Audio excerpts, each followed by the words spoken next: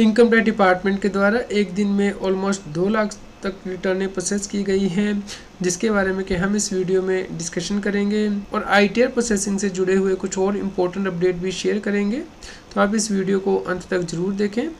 CA Satbir Singh YouTube channel पे आपका स्वागत है। इनकम टैक्स की कंप्लायंस करना दिन ब दिन मुश्किल होता जा रहा है क्योंकि इनकम टैक्स बदल रहा है, इसलिए आप हमारे यूट्यूब चैनल को सब्सक्राइब कर लें ताकि आपको रेगुलर अपडेट मिलते रहें।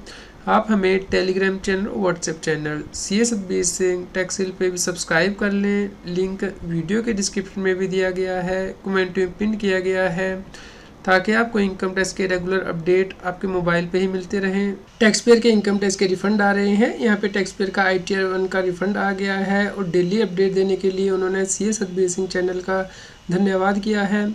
आपका भी बहुत शुक्रिया जो आप हर रोज़ हमारे चैनल को देखते हैं। आपकी वजह से ही हम लोग डेली अपडेट आप तक प्रोवाइड कर पाते हैं। एक और टैक्स पेयर का 1 लाख रुपए से ज़्यादा का रिफंड आ चुका है। इस प्रकार हाई वैल्यू रिफंड भी गवर्नमेंट के द्वारा रिलीज़ किए जा रहे हैं। यदि आपकी रिटर्न प्रोसेस नहीं हुई है तो आपको वेट करना है, पेशेंस रखनी है, आपकी रिटर्न भी जल्दी प्रोसेस होगी। एक और टैक्स पेयर ने 10 जून को आईटीआर 1 फाइल की थी और उसके बाद उन्होंने 3 अक्टूबर को आईटीआर 1 को रिवाइज़ कर दिया था। अब उनका इंटीमेशन भी आ गया है और इंटीमेशन के आने के 2 घंटे के अंदर उनका इनकम टैक्स का रिफंड भी उनके बैंक अकाउंट में क्रेडिट हो गया है। एक और टैक्स पेयर को 110 दिन के बाद रिफंड आया है। 25 जून को उन्होंने आईटीआर फाइल की थी। 23 अगस्त को उन्हें रिफंड कंफर्मेशन के लिए मैसेज आया था, जिसका कि उन्होंने रिप्लाई किया और उसके बाद वेट की और फाइनली उनका इनकम टैक्स का रिफंड मिल गया है। एक और टैक्स पेयर की आईटीआर तो प्रोसेस हो गई 106 दिन के बाद और उनका रिफंड भी मिला है, लेकिन इसमें से जो आउटस्टैंडिंग डिमांड है असेसमेंट ईयर 2016-17 की 26,000 रुपीज़ की वो एडजस्ट की गई है। तो दोस्तों इस केस में आपको असेसमेंट ईयर 2016-17 का इंटीमेशन देखना है। उसमें आपकी यदि आउटस्टैंडिंग डिमांड होगी तो आपको पे करनी होती है विद इंटरेस्ट। यदि आपने पे नहीं की होगी तो जब भी आपका रिफंड मिलेगा उसमें से वो डिमांड एडजस्ट कर ली जाती है, इसलिए आपकी डिमांड एडजस्ट की गई है। तो यदि आप डिमांड से एग्री नहीं करते हैं तो उस केस में आपको रिस्पॉन्स देना होता है या फिर अपील फाइल करनी होती है। हमारे को सब्सक्राइबर ने मैसेज भेजा है कि उनका रिफंड सीक्वेंस 0 आ रहा था जब रिटर्न प्रोसेस हुई इंटीमेशन में, लेकिन अब 15 दिन बाद उनका रिफंड आ गया है। दोस्तों जब रिफंड सीक्वेंस 0 आता है तो इसका मतलब है आपके इनकम टैक्स ऑफिसर को अप्रूवल के लिए भेजा गया है रिफंड। तो जैसे ही आपका ऑफिसर रिफंड को अप्रूव कर देता है उसके बाद रिफंड आता है, तो इसलिए आपको वेट करना होता है। टैक्स पेयर ने क्वेश्चन पूछा कि उन्होंने 12 जुलाई को आईटीआर 3 को रिवाइज़ किया था जो अभी तक प्रोसेस नहीं हुई है, क्या उन्हें दोबारा से आईटीआर को रिवाइज़ करना है? जी नहीं दोस्तों, आपको वेट करना है, पेशेंस रखनी है, जल्दी आपकी रिटर्न प्रोसेस होगी। एक और टैक्स पेयर ने आईटीआर 1 भरी थी 24 मई को और उसके बाद उन्होंने इसे रिवाइज़ कर दिया था। आईटीआर 2 उन्होंने कर दी थी 22 जुलाई को और उसके बाद उन्हें रिफ़ंड कंफर्मेशन के लिए रिस्पॉन्स देना था इनकम टैक्स के पोर्टल पे, जो कि उन्होंने 6 सितंबर को दे दिया था और फाइनली उनका इंटीमेशन आ गया है, उन्हें रिफ़ंड मिल गया है। दोस्तों इनकम टैक्स डिपार्टमेंट के यहाँ भी देर है लेकिन अंधेर नहीं है। यहाँ पे आप देख सकते हैं टैक्स पेयर ने सैलरी की आईटीआर फाइल की थी आईटीआर 1, जो कि उन्होंने 8 जून को फाइल की थी और उसके बाद उन्हें रिफ़ंड कंफर्मेशन के लिए मैसेज आया था, जो कि उन्हें 6 सितंबर को रिस्पॉन्स कर दिया था और फाइनली उनका इंटीमेशन अब आ गया है, रिफ़ंड मिल गया है। तो दोस्तों आपको पेशेंस रखनी है, जल्द ही आपका भी रिफ़ंड आएगा। दोस्तों कई बार आप इनकम टैक्स की वेबसाइट को ओपन करते हैं तो वो लोड नहीं होती है, तो इस केस में आपको अपने ब्राउज़र का कैचे डिलीट करना होता है।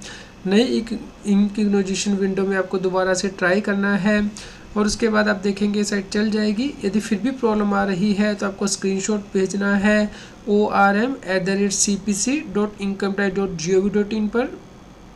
दोस्तों कुछ टैक्स पेयर को इनकम टैक्स के इंटीमेशन मिल रहे हैं डिमांड के साथ, लेकिन जब वो इनकम टैक्स के पोर्टल पे देख रहे हैं आउटस्टैंडिंग डिमांड पे तो वहाँ अभी अपडेट नहीं हुआ है। तो इस केस में आपको वेट करनी है, कुछ दिन में आपकी जो आउटस्टैंडिंग डिमांड है यहाँ पे अपडेट हो जाएगी। तो यदि आप पहले ही पे करना चाहते हैं तो आप ई पे टैक्स में जाके आउटस्टैंडिंग डिमांड के लिए जो कोड है 400 वो यूज़ करना है पेमेंट करने के लिए। कई बार देखा गया है कि tax payer self assessment tax के कोड में आउटस्टैंडिंग डिमांड को पे कर देते हैं, तो ये माना जाता है कि उन्होंने डिमांड पे ही नहीं की है, इसलिए उनकी डिमांड दोबारा से रिफ़ंड से एडजस्ट कर ली जाती है। तो आपको इंश्योर करना है कि आउटस्टैंडिंग डिमांड को पे करने के लिए आपको जो कोड यूज़ करना है वो 400 यूज़ करना है। तो अपने आउटस्टैंडिंग डिमांड को पे करने के लिए आपको ई फाइल में जाना है, ई पे टैक्स में जाना है, यहाँ पे न्यू पेमेंट पे प्रेस करना है और यहाँ पे demand payment as regular assessment जो 400 का कोड है ये यूज करना है आउटस्टैंडिंग डिमांड को पे करने के लिए। ये जो कोड है सेल्फ असेसमेंट टैक्स 300, इस लिंक के द्वारा नहीं पे करनी है आपको आउटस्टैंडिंग डिमांड, बल्कि इस लिंक से पे करनी है। 14 अक्टूबर को सरकार ने 1,98,000 से ज़्यादा इनकम टैक्स की रिटर्न प्रोसेस की हैं। डेली इनकम टैक्स की रिटर्न जो प्रोसेस हो रही है उनका डेटा आप अपनी स्क्रीन पे देख सकते हैं। यदि आप पिछले 55 दिनों का डेटा देखते हैं तो सरकार ने 2,40,00,000 रिटर्न प्रोसेस की हैं। जो हर रोज़ रिटर्न प्रोसेस हो रही हैं उनका एवरेज नंबर कम हो गया है, क्योंकि बीच में कुछ दिन सरकार ने बहुत कम रिटर्न प्रोसेस की थी या फिर नहीं भी की थी, जिसकी वजह से कि एवरेज कम हो गया था। जो टोटल रिटर्न वेरीफाई हुई हैं 7,72,00,000 हो चुकी हैं आज के टाइम में। प्रोसेस हुई हैं 7,35,00,000। 37,00,000 रिटर्न ऐसी हैं जो कि अभी भी प्रोसेसिंग के लिए पेंडिंग है, जिससे कि कुछ टाइम लग सकता है गवर्नमेंट को प्रोसेस करने में। 14 अक्टूबर तक 7,86,00,000 रिटर्नें फाइल हो चुकी हैं, जिसमें से कि 7,72,00,000 रिटर्नें ऑलमोस्ट वेरीफाई हुई हैं और 7,35,00,000 प्रोसेस हो चुकी हैं। तो 95% से ज़्यादा रिटर्नें प्रोसेस हो चुकी हैं और ऑलमोस्ट 5% रिटर्न ही पेंडिंग है प्रोसेसिंग के लिए। सुप्रीम कोर्ट के द्वारा बहुत अहम फैसला दिया गया है। टैक्स पेयर के द्वारा रिवाइज रिटर्न को फाइल किया गया, लेकिन रिवाइज रिटर्न को फाइल करने का जो टाइम लिमिट था वो ऑलरेडी ख़त्म हो चुका था। टैक्स पेयर ने इस रिटर्न में कुछ डिडक्शन क्लेम की थी, लेकिन सुप्रीम कोर्ट ने कहा है कि जब रिवाइज रिटर्न को फाइल करने का टाइम लिमिट ऑलरेडी ख़त्म हो गया है तो उसके बाद जो डिडक्शन एसएससी ने क्लेम किए हैं उसे कंसिडर नहीं किया जा सकता है असेसिंग ऑफिसर के द्वारा। दोस्तों ये जजमेंट बहुत ज़्यादा इंपॉर्टेंट हो जाती है। तो यदि आपको अपनी इनकम टैक्स की रिटर्न रिवाइज करनी है असेसमेंट ईयर 24-25 की, तो आप 31 दिसंबर 2024 तक कर लीजिए। उसके बाद आपको रिवाइज रिटर्न फाइल करने का कोई ऑप्शन नहीं रहेगा। जिन टैक्स पेयर का टैक्स ऑडिट हुआ है उन्हें इंश्योर करना है कि टैक्स ऑडिट रिपोर्ट में जो डिसलावेंस किया है चार्टर अकाउंटेंट ने वो उन्हें अपनी इनकम टैक्स की कंप्यूटेशन में डिसलाव करना है और अकॉर्डिंगली उस पर टैक्स भरना है।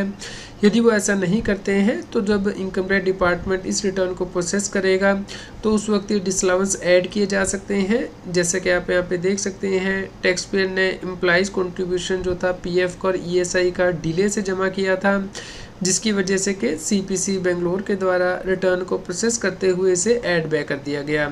सेक्शन 143 सब सेक्शन 1 के अंतर्गत इनकम टैक्स डिपार्टमेंट को पावर दी गई है कि टैक्स ऑडिट रिपोर्ट में यदि कोई डिसलावेंस है तो उसे सीधे ही ऐड किया जा सकता है कंप्यूटेशन में और उसके ऊपर टैक्स कैलकुलेट किया जाएगा, तो जिसकी वजह से कि टैक्स पेयर की डिमांड आ सकती है।